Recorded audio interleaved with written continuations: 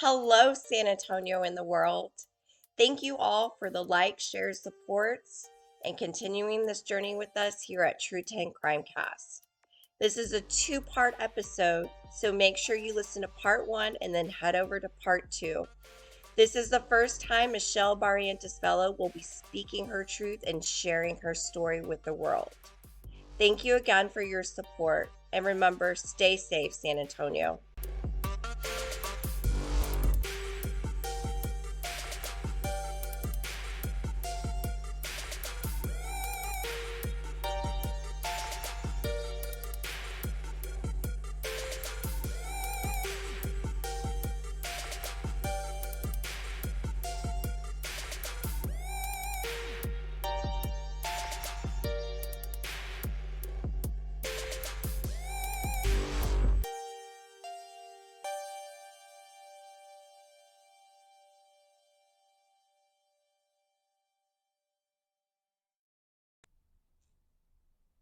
Okay, we are ready. We're going to do episode 15. And this is the Michelle Barrientes-Vela episode. And it is called Blood is Thicker Than Water. And I have had this episode written for a while now, and she has been on my list since I started this podcast almost a year ago. So this isn't anything new. This was coming. This was a long time coming because I was so fascinated by her and her family, her sons. They all probably think I'm such weirdos because I literally said that. I'm so obsessed with your family. It's so nice to meet you. But it's because I have been obsessed, and it's interesting. Her story is interesting. The whole media, the whole shebang has been interesting, and that's what caught my eye to begin with. Can't get around that. I mean, it's just out there. It's the facts. If you have been under a rock since like 2016, that would be me. Let me catch you up. So Michelle Barrientes-Vela became the Precinct 2 Bexar County Constable in 2016. Constables are elected officials through Bexar County. So she had to run for that position, and she won that position. She's very well liked with her constituents and those that voted for her. That's been clear from the get-go. So she is the first female and then the first Mexican American female to hold that position. You know how I feel about that? The first. I don't like those statements. I hate if I'm in a relay race, then I got first place.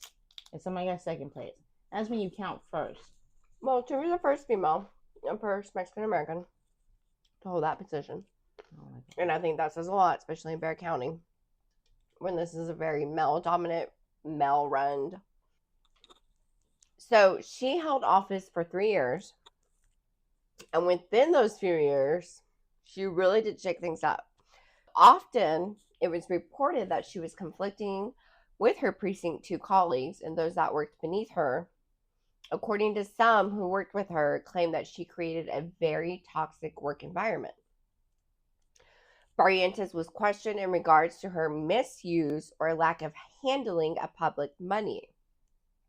Barrientes was also accused of lying in sworn statements. Former Deputy Christopher de la Cerda also accused Barrientes-Vela of creating a work environment that was intimidating and of being hostile.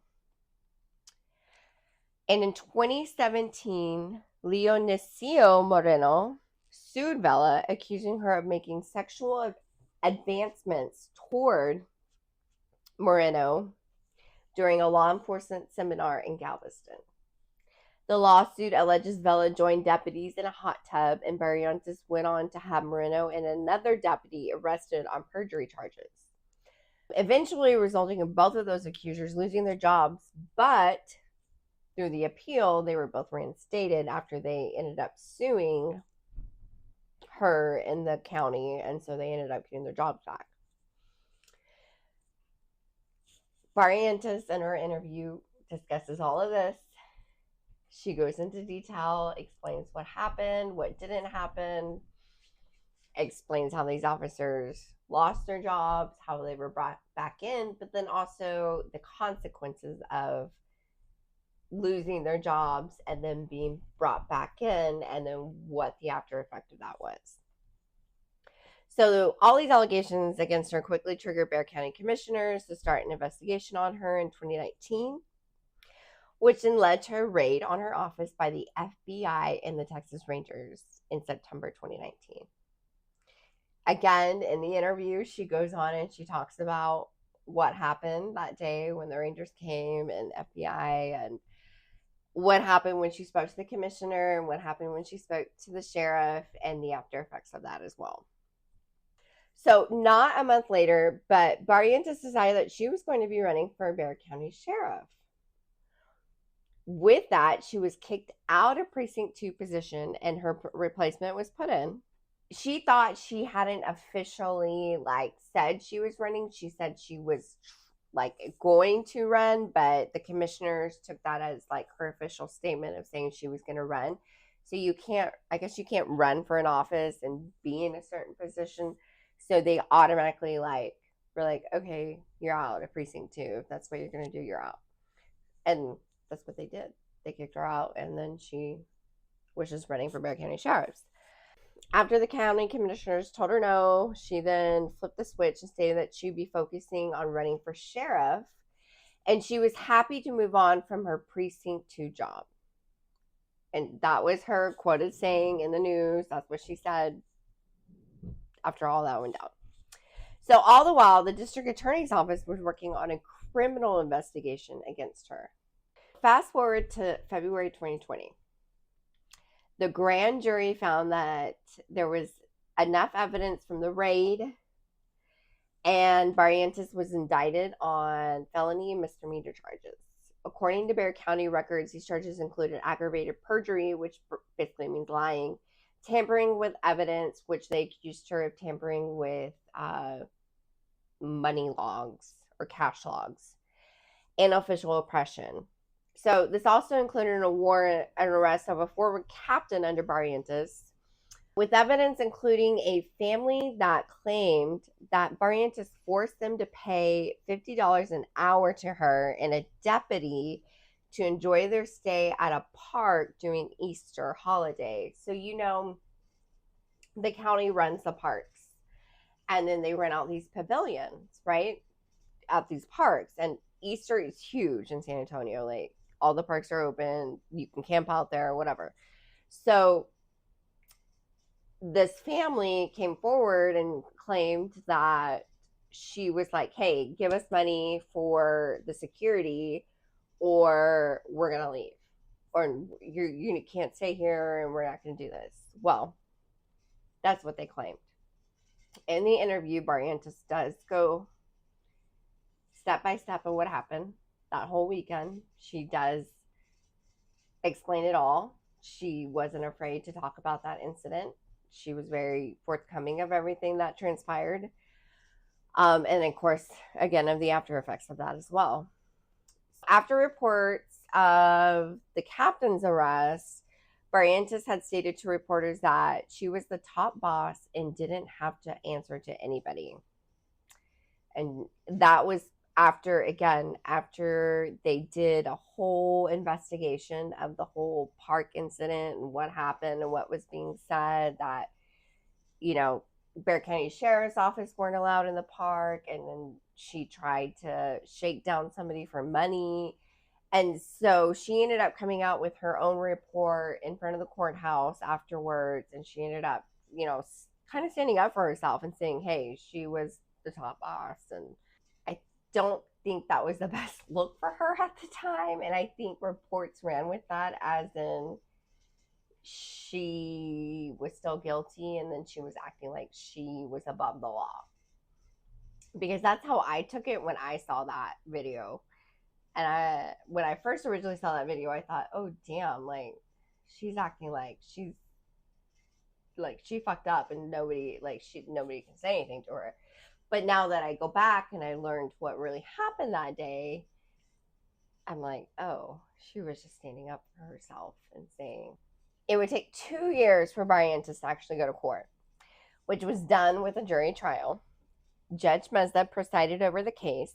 Barrientos hired Nicholas LaHood, defense attorney who was also the former DA. Charges were combined, and ultimately Barrientos was found guilty of 2 counts of tampering with evidence. Barrientos, in the interview, does go through the whole court system. She talks about little things that popped up and happened. She talks about Judge Meza, and we have a discussion about some of witnesses and things that came out, including some of other elected officials being involved. But then also we discussed some witnesses that were in power who actually lied and are no longer in those positions because they've been fired since then. And then she goes on and she's very descriptive about some of the things that happened to her and her family during this time.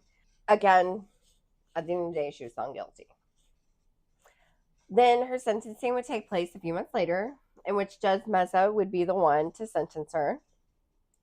Judge Meza stated that she felt the witnesses were credible in her testimony and that we live in a country with laws and that Barrientos did not have respect for the law. Okay, that is what the judge said. So remember that right now in your head. Are you going to remember that? Okay, you better remember that. So on the flip side, Barrientos had full respect and support from her family and the close community supporters in the courtroom, including her 3 sons that were present, Michael, Anthony, and Carlos. Ultimately, Barrientos was sentenced to 5 years of probation, 600 hours of community service, and 90 days in jail, compared to the 6 years suspended jail time. Barrientos was also barred from ever being able to run for an elected official position again. Even before Judge could complete the sentencing statement, Barrientos' 3 sons would get up from the court viewing and start yelling at the judge and the DA, including one son taking off, like he took off his shirt. Like I don't know what he was gonna do, like fight somebody, but he took off his shirt. You can watch in the video, and the other ones were just up and hyped up and yelling, and then you can just see like the camera on her face, and you could just tell she was like shocked, like she was just like dumbfounded. Police and deputies followed them. They got out. They were forced out. Once they were removed, the doors were closed, and Judge Lowe was able to complete her sentencing for Barrientos. She was found guilty. She got her sentencing down. However, there would be an appeal from the defense, which at the time allowed Barrientos to be free. So Barrientos never had to like go straight to jail or anything like that. She was free because all she had to be was on probation, basically, because her jail time had been elected as served. The district attorney's office was so proud of their conviction. They went on to Facebook to post a picture of the DA and the like county DA, Joan Gonzalez. Like they plastered that all over Facebook. So Barrientos and her appeals team fast forward to this past year in October 2024, and her appeal was sent through the judicial system. And it went to the 8th District Court of Appeals in El Paso. Completely out of San Antonio, fresh set of eyes. She got very lucky to have her case being pulled and to actually have someone that was going to review it. It is extremely difficult to get your case to get looked at and appealed. Unless you're like on death row or something, these little cases like this don't normally get that review, and they don't normally get the review that's going to come out with a positive result. So Judge Jeff Alley reviewed the case, and I quote, "Because the evidence was insufficient to support Barrientos' conviction on either count of tampering with evidence or fabricating evidence, the conviction was reversed and rendered a judgment of acquittal."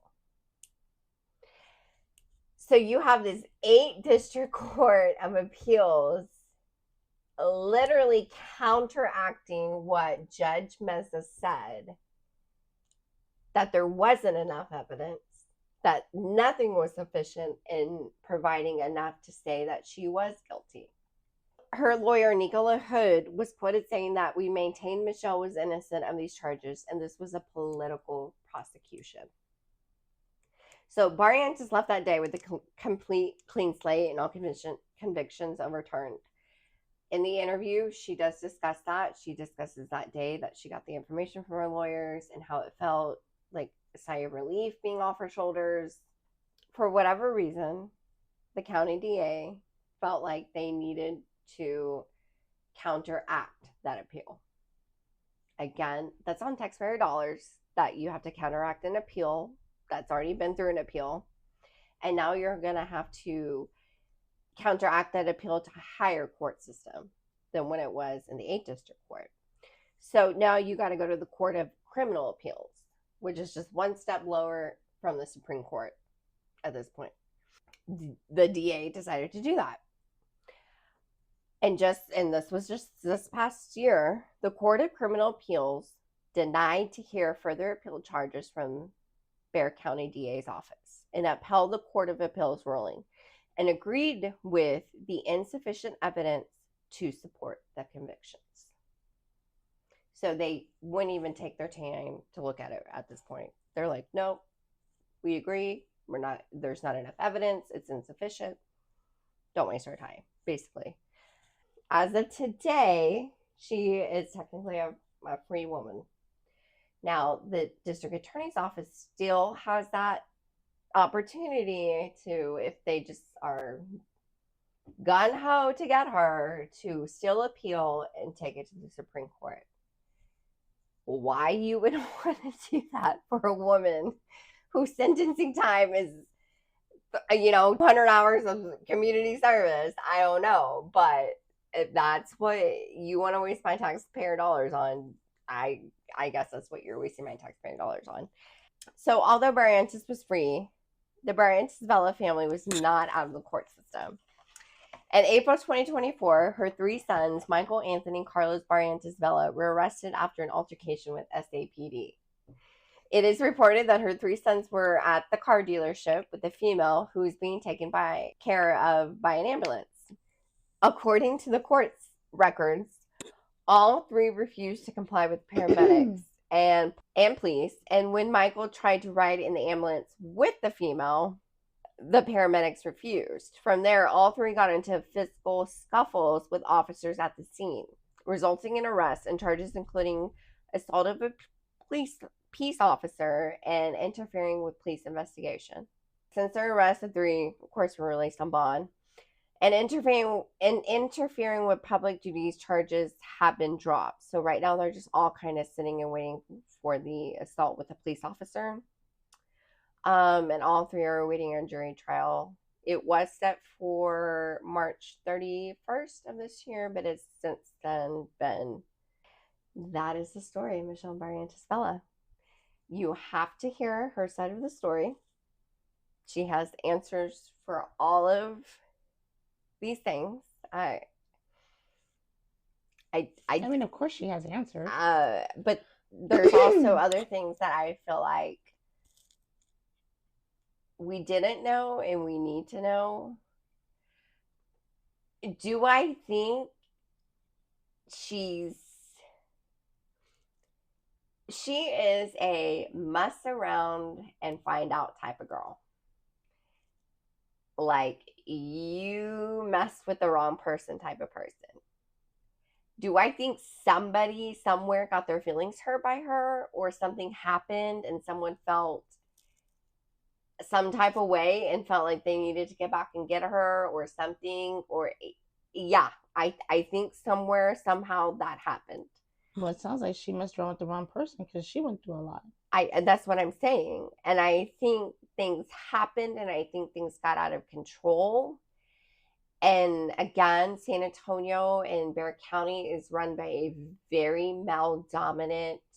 Many of our elected officials have track records of helping each other out, of being that one to text or call when other things are going down. And she talks a lot about that. And I do think, because there, again, that's public records, and there's records of certain things happening with individuals and elected officials using their power for other things, you know? If higher ups are allowed to do it, why can't the lower ones be able to do it too?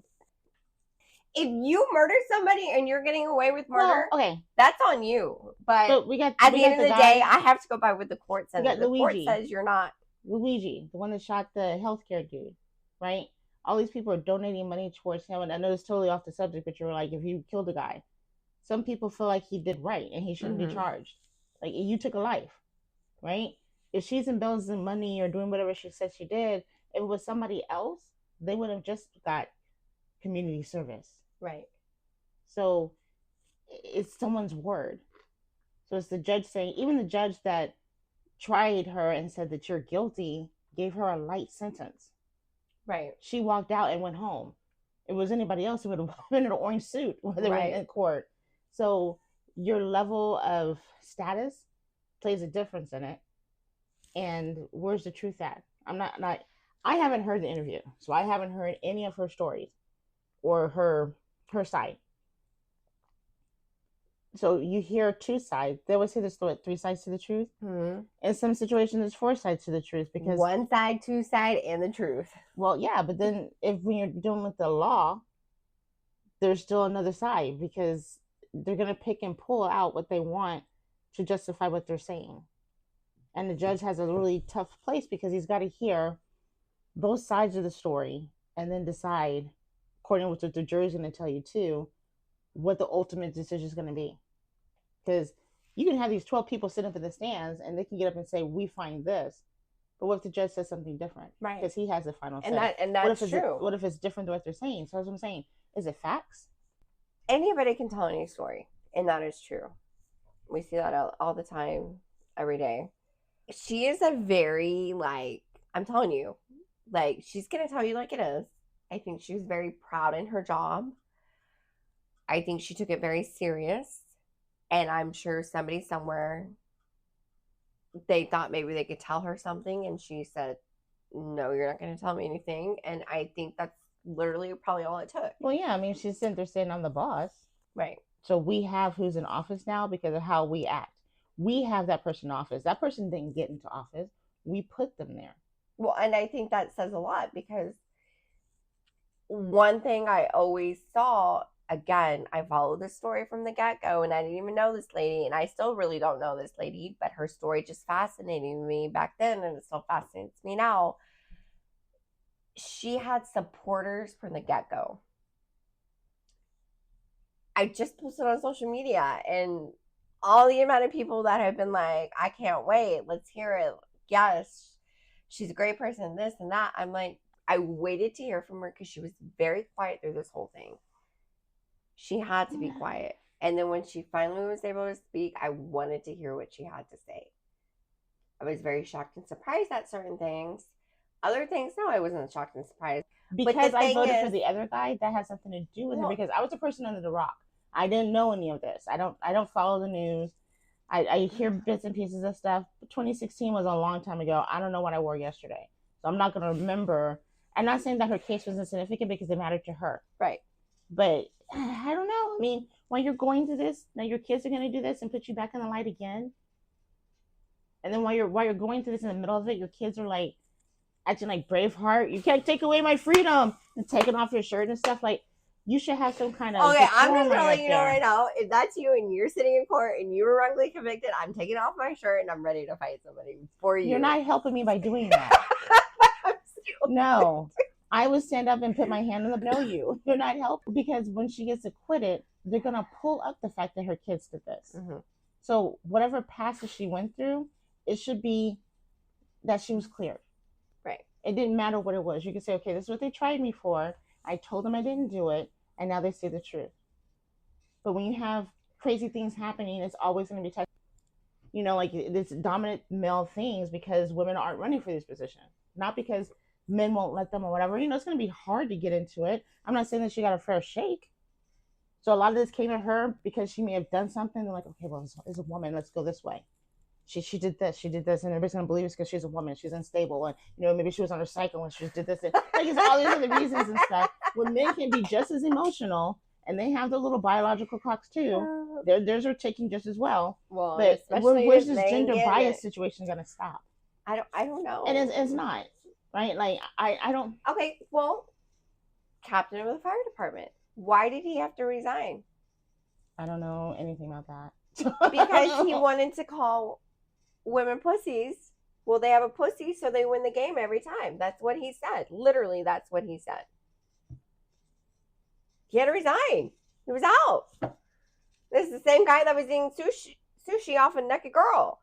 Like, when you have these types of role models and we're looking at these people and they're out here and they're doing these things, be my guest. Eat sushi off a naked woman. I don't care.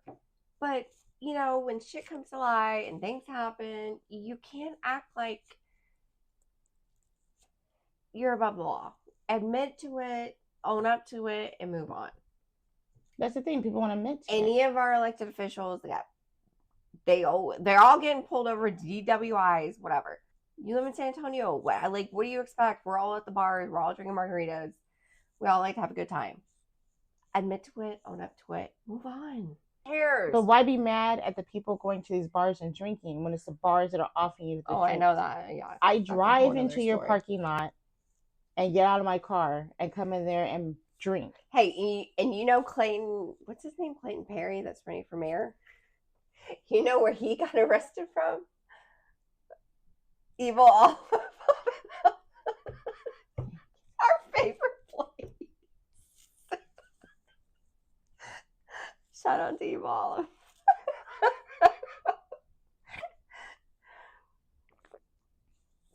I don't know. I have mixed feelings on this. We're all humans. You're right. We all make mistakes. Shit happens. We own up to it. But I really think she went in there. She went into her job wanting to do good, wanting to make changes, wanting to work with people. I think somewhere, somehow, somebody got their feelings hurt. Somebody probably mistook it as her trying to overstep her boundaries. Maybe she ran a tight ship. I think there would be more of a chance that she went in thinking this is one way. And then once you get into certain jobs, you're right. You have to adapt to what things, and she probably changed and didn't like the change that she made and tried to go back to what she went in there for. So if you cut against the grain. So I'm not going to say that maybe her feelings were the ones that got hurt. Did she own up to any of the things that she did? I don't know. I don't know what she did. So this is number 15 is totally different than what we normally talk about. So it's kind of hard for me to adjust. I'm kind of like, did nobody die? We're not talking about. I know.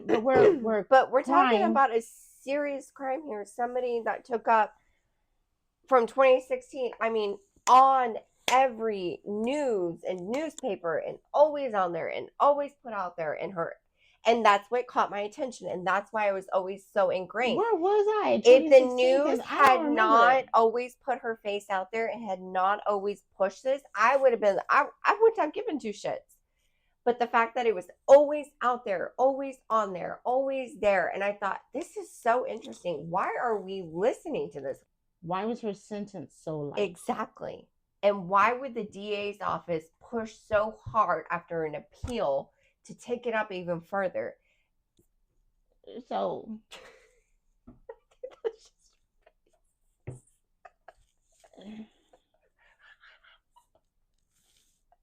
well, I don't know if you told her about this and that she's gonna listen to it. If you can send her the link, I need her to smile. I don't know if she does want to smile. Because she talks about that a lot. She talks about how and I think this is more because of her ethnicity of being from a Mexican, household where you don't show emotions, and that's just how it is. But then also, so were her kids raised in another household? Because the old boy was showing some emotion. I mean, we saw how many nipples he had. You know, he took his shirt off in court. And then they were fighting with an officer later on. So oh my God. They were showing some emotion. I think, like, she's like, she said it repeatedly. She goes, I never wanted to cry in the photos or in the videos or at court. She goes, I never wanted to show emotion. She goes, I never do that. I would never do that in front of the DA or other officers and I'm like, and in my mind, I'm thinking, why not? But I think that's just how, again, we're talking about mostly Hispanic culture, right? That's how we're raised, I can tell you.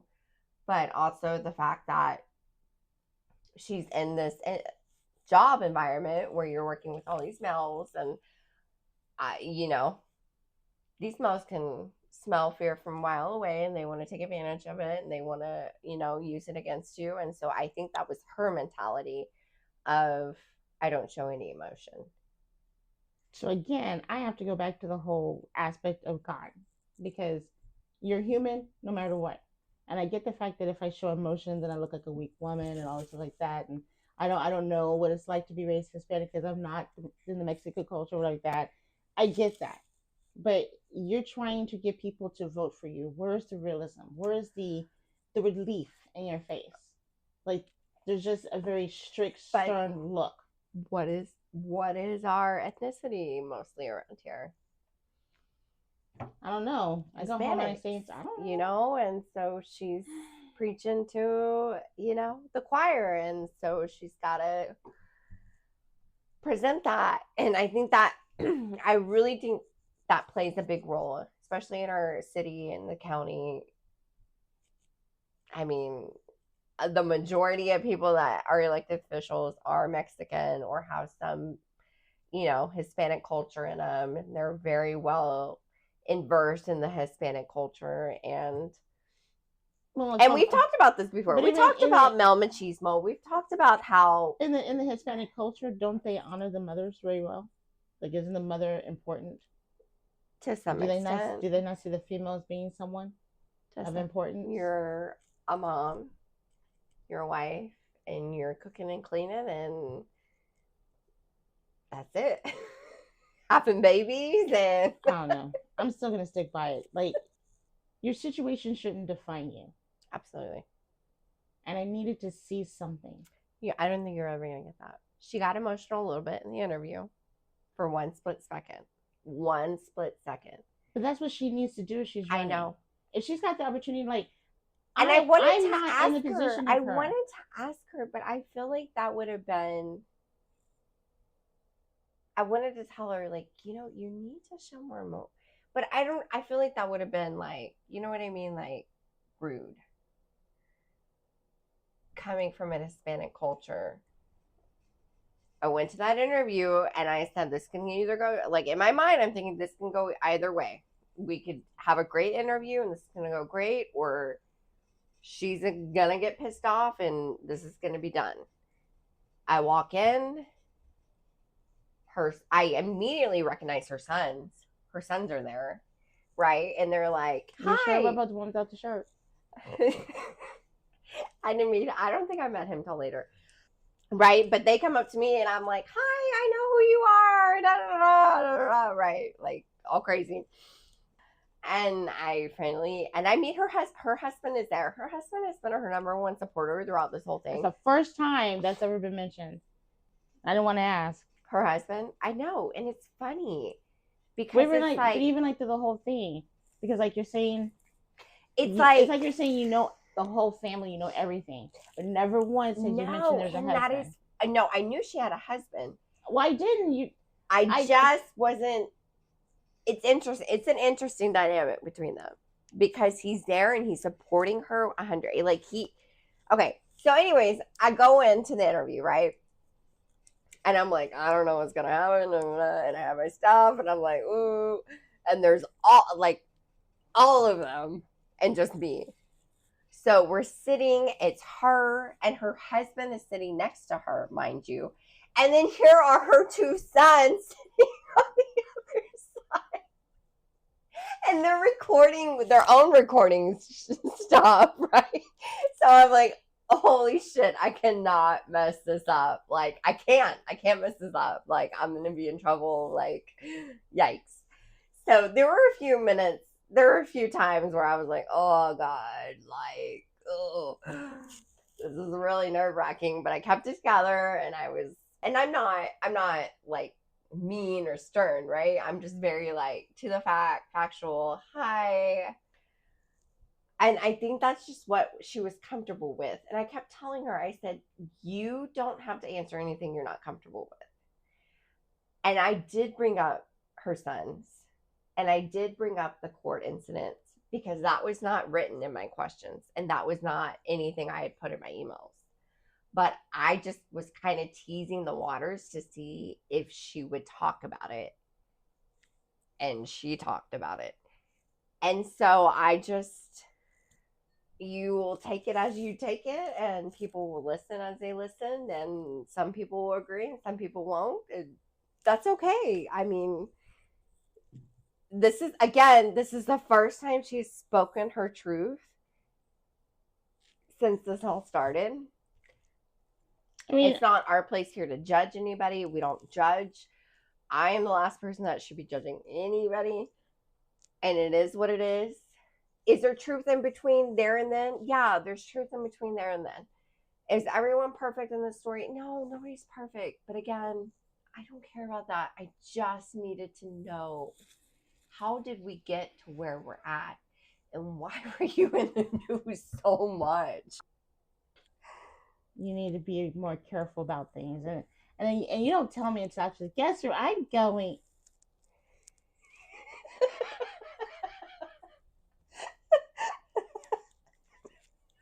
Guess where I'm going? I mean, that's when I just close. You can buy me on death row at this point. Now it's gonna be a funny looking sight when I come into court and take my shirt off. You better fucking take your shirt off. No. You better. Do you know how many different types of charges I'll get on me by doing that? That's all I know. You ain't taking your shirt off. You ain't a true. Well, look, this shirt don't come off unless some money's gonna be thrown at me. So, friend or not, I got to make rent. I had to pay some bills. So I'll take my shirt off. You better have somebody ready to throw some money at me. I'm talking about the money that folds. I don't want no change. Give me no quarters. And there better be real money at that too. Catch me on a good day where I can actually walk. Be crawling down the aisle. I know her. Mm-mm. Oh my God. Yeah, this one was different. Cheers to us. And whatever comes to the future. Because we're about to piss a bunch of people off. Well, you aren't. They're going to be mad at me.